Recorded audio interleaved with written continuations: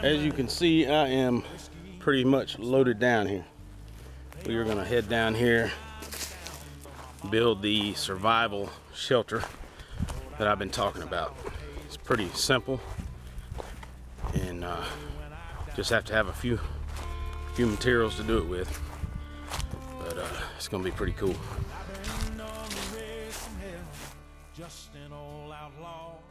This is my backpack. As you can see, I got just about everything you can imagine in there.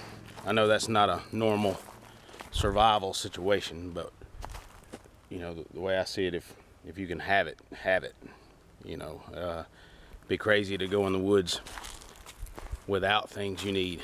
Now, a survival situation is different. You sometimes you get stuck out there, you don't have anything, and that's understandable. But in this case, I brought some stuff we're gonna use and make a shelter. I found this spot right here with these trees that you see.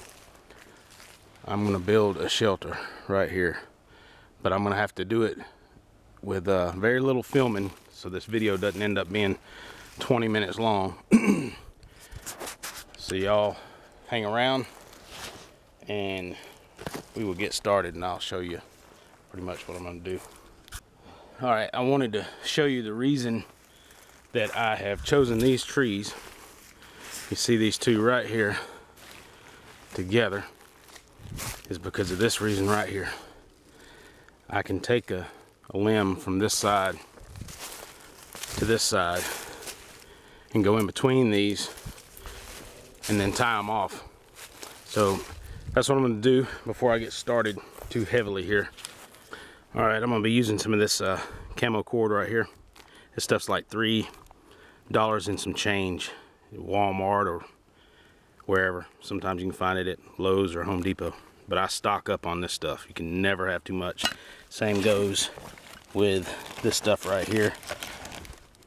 It's awesome, especially for trap setting. And there we go with the crossbar, cross support, and that's where everything starts. Here's the close-up. I just used that camo rope, wedged it in between these on each side, and I left an overhang so you can run your supports a long way to the ground on each side. Always remember to do that. These are very important.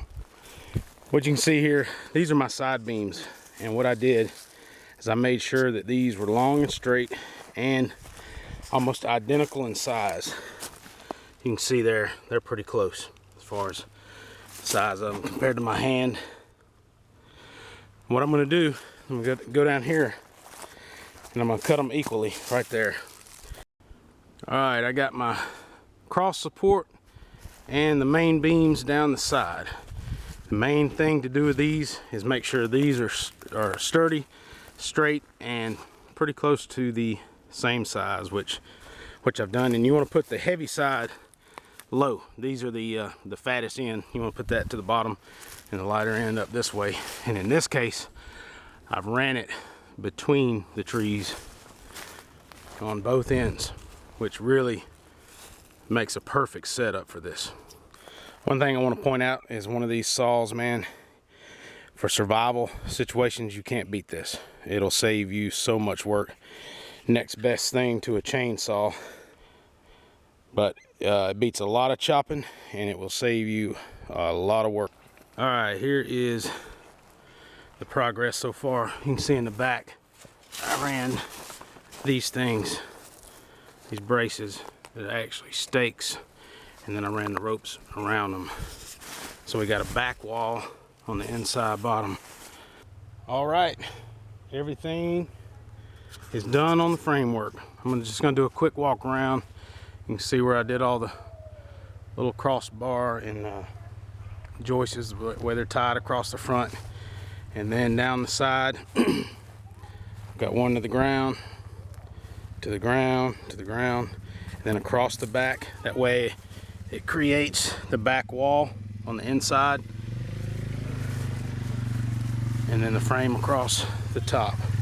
Now all we have to do is put a tarp on it, or put whatever type of debris you want to put on the top of it.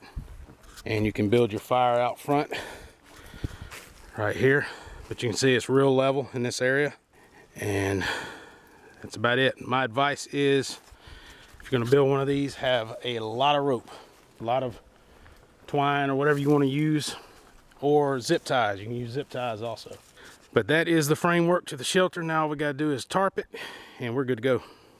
All right, here is the structure with the tarp on it. All I did was wrap the tarp around and tie it off at each little section. And what I will do on the bottom is put a tarp from the inside around the back wall and the sides.